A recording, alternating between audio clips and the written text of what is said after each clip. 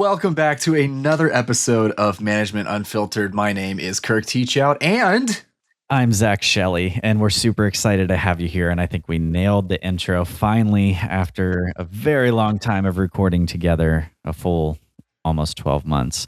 Guys, we're super excited to be back on here. We're just coming out of the Christmas, New Year holiday season rush. You know, everybody's really, really excited about making changes in their practice with New Year's resolutions that you guys will break in within 24 hours. Like, let's just be real, people. But one thing that Kirk and I were just talking about that we're going to be recording on today is bonus systems and bonus structures in the practice. And, you know, you get wildly different ideas.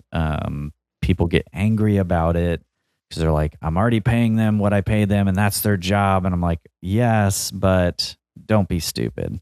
I mean, that's kind of a requirement for me.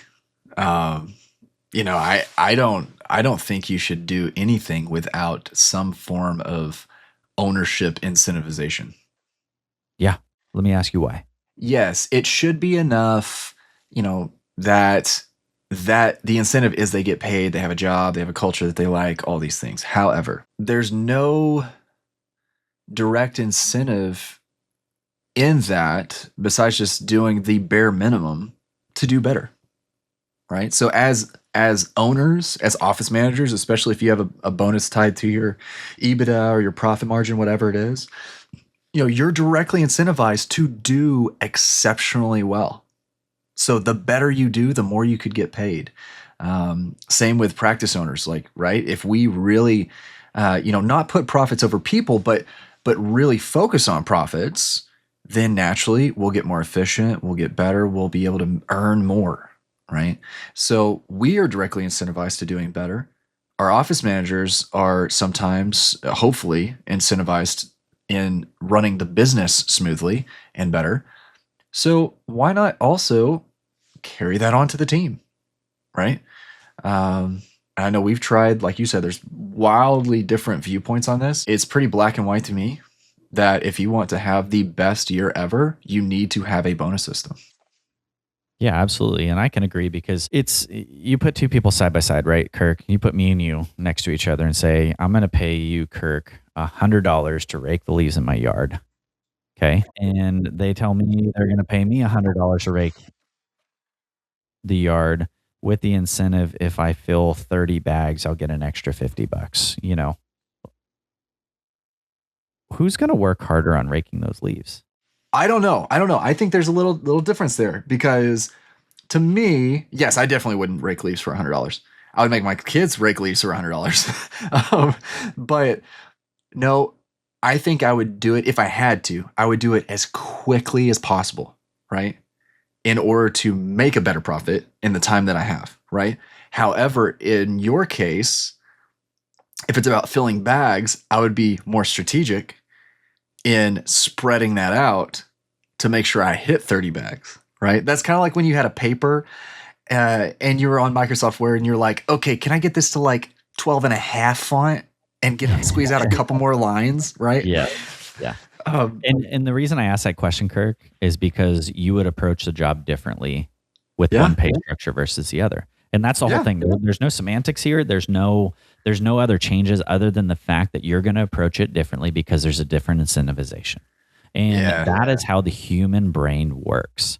Yes, you pay them X amount an hour, but what if they were to add $10,000 a day to your schedule? And you know, that's a big number, but can we actually do that? Yes. You book an Invisalign and a couple crowns, you're at 10 grand, right?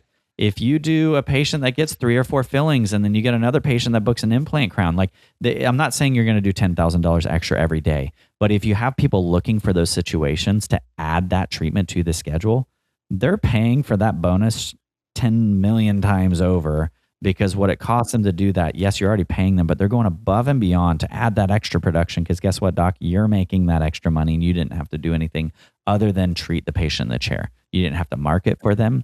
You didn't have to find them from some other aspect. Like they're already there and getting that treatment done. So, and what I say with that is in our practice, we would do same day incentivization was one of our big incentive packages for our team is I say team, it would be for our assistants. I had them broken up. And for the assistants, it's like, okay, they're here for those failings, but they're on the fence about getting that crown, but then they get to add that crown on that day. They're going to be paid a bonus because they just added production to that appointment, making that doctor, one, not have to book a secondary appointment for this patient twice, now eating up double the amount of chair time. They're already numb on that side. They're already in the chair. Like, you just made that practice so much more efficient by getting that patient to say yes to this treatment, why it's important, and now the assistant won and the doctor won and the practice won and the patient won. Yeah, and I think that's the point, right? Is that if we're going with the office rules, right? It's a win-win-win, right? It's not a win-lose-win. Like, it's a win-win-win because you as the practice owner win because your team is now being proactive where you were used to have to be proactive. Now, you win because the team wins because they get the bonus, right? And they're being more proactive in care. But then ultimately the patient wins because now we're being proactive, not reactive in their care, right?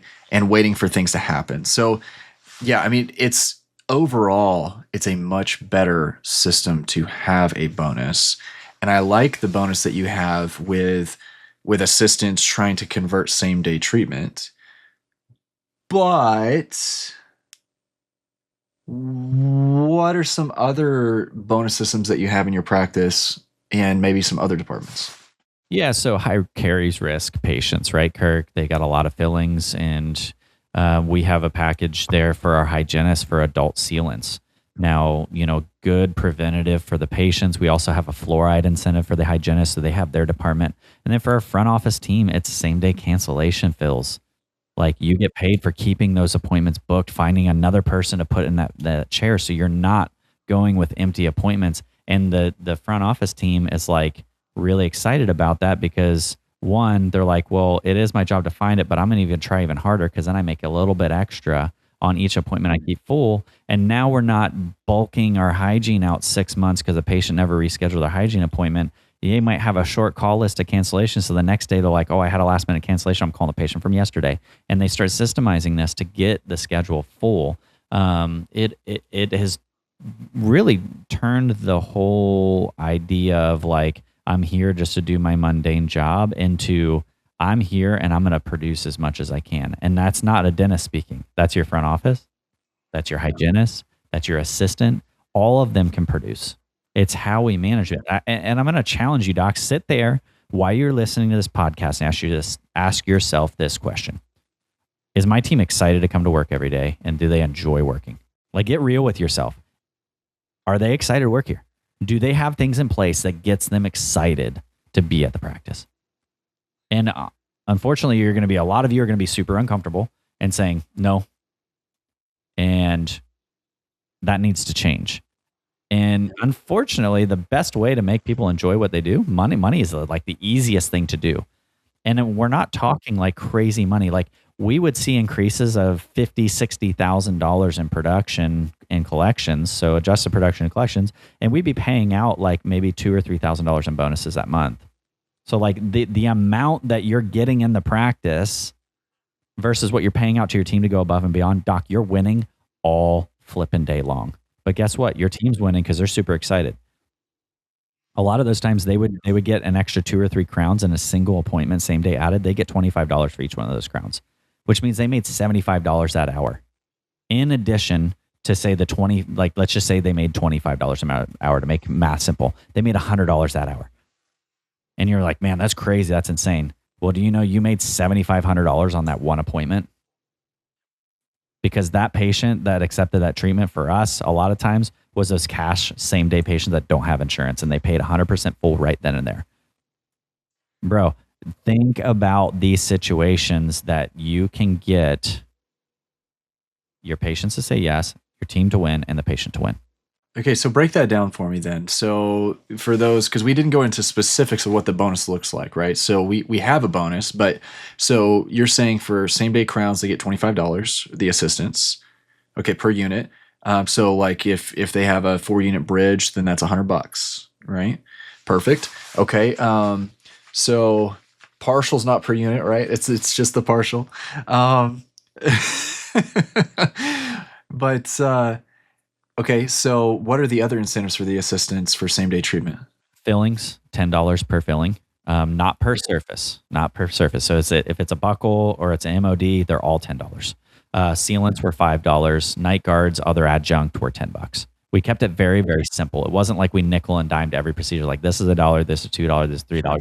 It's 25, 10, or 5. So most procedures fell into that $10 category. Crowns and implants were like the only $25, the big ticket items. But once again, you got to think, just to get the patient to say yes and to get that treatment done same day. Once again, implants typically aren't going to happen same day unless it's like, hey, they never rescheduled their implant appointment. We already had a guided plan, and like they're there for a limited. Like, hey, we actually have everything ready for your surgery now, and they do it. Then it's rare, but the thing that we would do with Invisalign cases, that's what I was wondering. Yep. Would be so if you have a $2,000 case, it's $20, $3,000 $30, $4,000 $40, $5,000 $50. Gotcha. And so we would utilize that on Invisalign days. Is where we would really push for that, because an assistant could, like, if the doctor doesn't typically work like a Monday, say, hey, doc, you're going to come in this Monday. We're doing a Invisalign day. We have 30 patients. Let's see how many we can close. And that, say they close 30,000, they're getting their cut of that, $300 for that day in addition to their hourly just for closing Invisalign cases. Gotcha. So that makes sense on the same day treatment side. But you got to be careful, because I know some people are thinking, well, that's a lot to keep up with. But I'm assuming that on your end, they have to present it to you what was added on, right? So they have to be like, hey, these are the things, not you looking for it. The biggest thing, and Laura Nelson taught me this, actually, Kirk, in a mastermind. She's like, you guys find yourself as office managers or docs, you take on all these things that you have to track, and then you can never do it efficiently, so nothing ever works. So you have to find ways to make sure that, you're managing things efficiently and putting ownership onto your team members. So that's what they did, is they had a sheet, very, very simple, same day. That's all it said. Lines down the sheet with like 30 of them on them, right?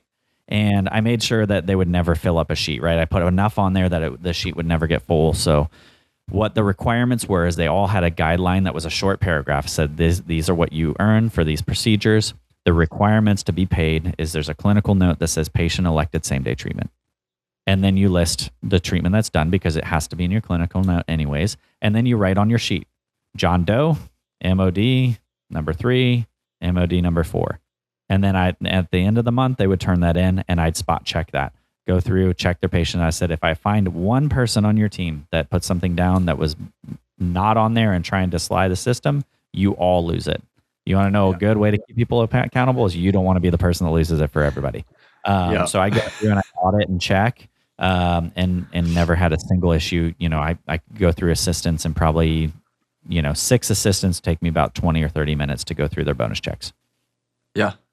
Very simple. So that's good. Yeah. Very simple. It's proactive to the patient. It's proactive for the production, which is good. And then it also incentivizes the assistants. Now on the hygiene side, we've got fluoride. I'm assuming night guards as well, because so would that be same day? Night guard, like kind of like the assistants. Yeah. Okay. Yeah. Cool. So we got fluoride, night guards. We've got sealants, adult sealants. Yep. So what did that look like for them? Very, very similar. They had a fluoride card is what they use, because hygienists, they see upwards of 8 patients a day. If they have kids, maybe more. Patient's name, whether it's cash or insurance. So we had guidelines. If it's a child and they have insurance, they're not getting any. There's no selling there. Parents are going to do it. It's adult fluoride. And then they just write it down, cash or insurance. Did they pay? And they check it off to make sure. So there's accountability on the front office to collect. And basically it's one of those things, if they didn't pay, you don't get paid till we get paid. Right. So it's your responsibility to track your patients that did not pay. You can add it to the following month if they paid. Right. But they would track it on that. I'd follow through, audit, check. It's very simple. You go onto the schedule, go through their day. Yes, 4 fluorides there, 4 fluorides there, 8 there, 7 there. And then Dental Intel is also a very useful tool on that, because it tracks fluoride percentage. Shameless plug. Huge Dental Intel fans here. But no, yeah, and that is a really cool metric to notice. But as you know, fluoride is poison, and that's terrible that you're pushing that on your patients. So what about hydroxyapatite? Yes. So That was a joke, everybody. That was a joke. Okay. Big joke, guys. Big joke. Big joke. But we do have fluoride alternatives for the crunchy ones out there that don't want to use fluoride. We were rolling this out just as I was leaving the practice. So it was, obviously a higher fee, roughly the same compensation, just because the cost of the hydroxyapatite is significantly more expensive. And same tracking method. So if a patient says no to fluoride, the first thing that should trigger you as a hygienist, have you thought about hydroxyapatite? And what I told all of them is like, you're not going to be selling them on that today. If they've never heard of it, give them the material. Say next time, if this is something you would want to go down, do your research, do your due diligence, and then you can figure it out that way. Because patients are always, they're more appreciative if you don't push it on them right off the bat and just give them material that they can understand what they're doing rather than just pulling the trigger. But most of the people that are anti-fluoride already know what hydroxyapatite is. Long-term value. Either way. Okay, so we've got assistance now. We have hit hygiene, but what does it look like to keep a schedule full in the front for their bonus? So once again, very, very simple. All the strategies between all departments are very like-minded, right? Because you're not building a singular or a multi-system for different departments. You're basically setting a system standard for all departments, but just utilization's a little bit different. So same sheet as the assistants as far as, same day they have a line. But what was different with them was original appointment date, what the appointment date they were either moved to or filled in time, and did they show up? So once they showed up, they had to highlight that patient because you can write all the names down in the world, but it requires them to go back and highlight when that patient shows up, because if that patient cancels, you're not getting credit for filling that because the patient didn't show up. So very simple, and then I can go through the schedule. Once again, it's a very quick, easy spot check. If I notice a lot of things are on here, I'm going to say, you're going to go back and you're going to go through all these and actually make sure it's correct. If I see it again, we're not doing this any longer, which I never had to do. And we had on the pediatric side, there was for sedation days, those were high value targets. There was a $25 incentive. If we had a last minute cancellation on sedation and we got a family to move their appointment up to fill that sedation appointment, because we have an anesthesiologist coming in, we have a lot of moving parts, there's a lot more incentive to make sure that day stayed full so we don't waste our time with our anesthesiologist. Those are some really good bonuses. Did you have a bonus as an office manager? I did. Okay, because we're not going to leave the office managers out. I mean, this is Management Unfiltered now. So I'm not going to give details as far as exact figures. I can give exact figures, people. He Kirk made $1 million. No. So the way this worked is it was a quarterly bonus system. So 4 times a year. When I initially came in, it was connected to collections. Overall collections for the month had to be over a certain value, and then, I would get my bonus. Now, this is where you have the meetings with the doctors. You have to deem what is a fair bonus that you feel like either monthly or quarterly. Towards the latter 2/3 of my time at the practice, it was all connected to profitability. So over a profitability percentage on the bottom line over P&L. So really there's a lot of moving parts, but I had a lot of control on what happened and how things moved and how to be successful in keeping that profitability up. So there's a lot of ways you can do it. If you have it broken down quarterly, you could do that $2,500 a quarter, and you can do the math of breaking down what that comes out to a month. You could do 20,000 where it'd be 5,000 a quarter. Just depends on what your practice collections are, doc, and what you're comfortable with. But putting something like that and having another set of eyes, I enjoyed the profitability aspect of it because it gave me more of that business minded suit of coming in as an OM and more operating more like a COO and CRO of being able to control what the revenue's doing and what the outflow of costs and expenses are to be able to manage that, and also gave you a different line of sight of when you give raises, how does that affect profitability? When you give more PTO, things like that, really gets your OM to function on a much higher level. I mean, I know you went to Harvard and all these things. So what are some good education areas that people could, like office managers, we could send office managers to have the different hats of CRO and CC or COO and all these things?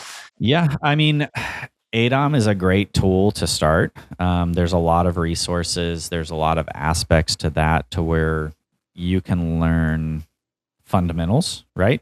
In practice leadership, learning kind of the financials of what they look like. A lot of what I learned was really not inside dentistry. like, talking to other dentists, looking at investment groups for dental online. There's some really good ones out there of like looking at that and what the operational aspect looks like with that. Scott Luna's course was incredible in understanding the office manager back end. So when it was still breakaway is when I took the office manager mastery course with him, and really got me to understand what a P&L is, why it functions, what EBITDA is, like why practices sell, how they sell, what they look like when they're selling, what true profitability, what the benchmarks need to be. And I think that was like the number one tool that really brought me the understanding of that mindset and aspect. The other programs, like the one at Harvard, was more of like scaling and operational stuff. Kirk just likes to give me a hard time about it. I will tell you, it's the hardest thing I've ever done in my life. It about killed me. And I'm going to own it and be proud of it. I'm wearing my Harvard shirt next time I'm on this podcast. But that one was more of scaling and infiltrating different markets and growing. It was an organizational leadership program, which I think was the big part of understanding how to take your practice to the next level and what that actually looks like, and understanding where your systems fall short that you would have never known why they fall short, and using tools like root cause analysis and market demographics and culture and scope of practice in the area. There's so many different things that we actually don't look at when we're saying, hey, we want to grow, which I think was invaluable skills to learn. But that's not just dental focus. That's completely just business minded focus. So I encourage people to look a little bit outside the box when you're wanting to grow these skills, that it doesn't have to be dental related in order to understand the COO, CRO function of a business. Yeah. So long story long, go to Harvard, get a degree, and try to get your practice owner to pay for it. End of story. That's it, guys. That easy. End of story. But no, that is incredible. Higher education's cool. Both of us we love education. I'm not a huge higher education fan, but I do see the purpose sometimes. But I want to get back on bonuses. Okay, so bonuses, right? I have one other bonus that I use with a larger practice, such as like the one that you were just at, to get to the next level. And it's based off of follow-ups on procedures. So we have a treatment coordinator that's not only she has a bonus tied to how much treatment she closes, because they do a lot of higher end full arch cases, but she also has a bonus tied to the follow-ups. So if for reason somebody walks out of the door and doesn't schedule their treatment, then we do, the 222 method, where we send a letter out 2 days later. We follow up 2 weeks later to ask if they got the letter, right? Very non-invasive. And then 2 months later to really make sure that if there's anything we could do, just let them know. And the goal is to get them to schedule that treatment before the next 6 months, right? When they could potentially come back in, hopefully for their preventative care.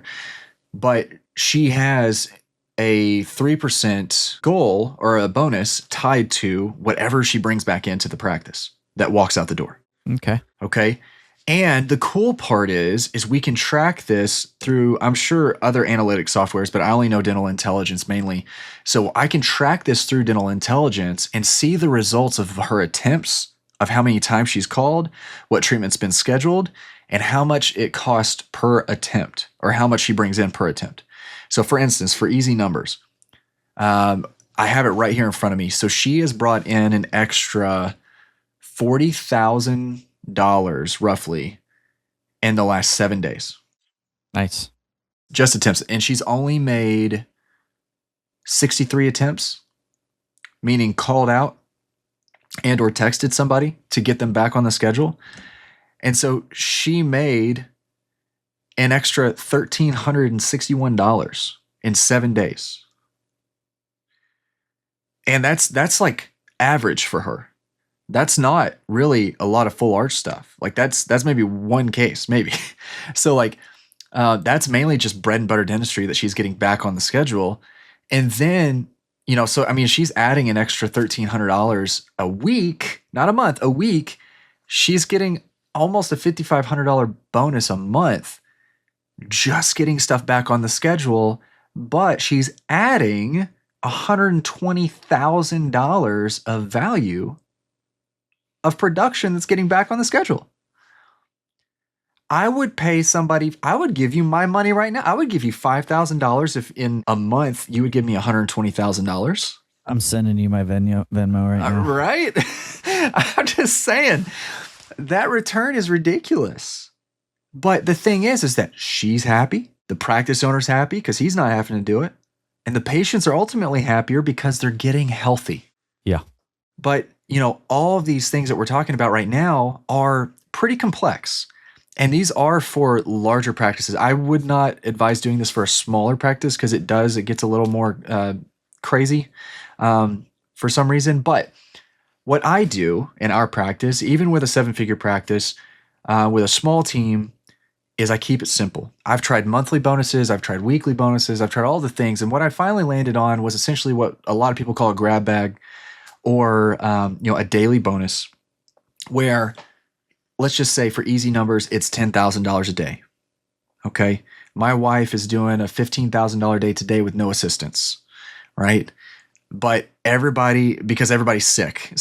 But everybody who is there is getting on board, trying to make sure that they hit goal, right? Because it is based off the team doing well, not one individual person. So if the hygienists do their job and do really great with the patient experience and do everything to go above and beyond for the patient to get them 100% healthy, the assistants do the exact same if they were there.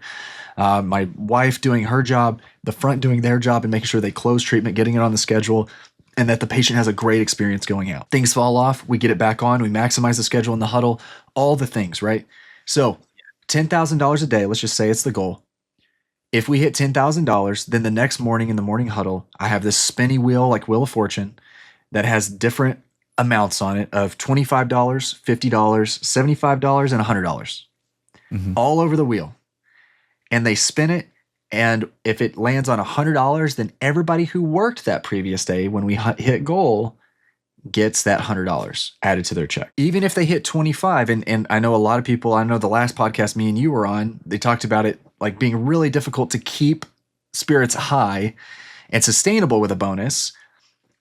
And I just believe it's about perspective. It's about selling the perspective over and over again. Because I think the other day they hit a 25, right? And they were bummed. They're like, oh man, I wish I could have gotten 100. But then my wife put it back into perspective of like, guys, that was an extra $3.50 an hour for $25.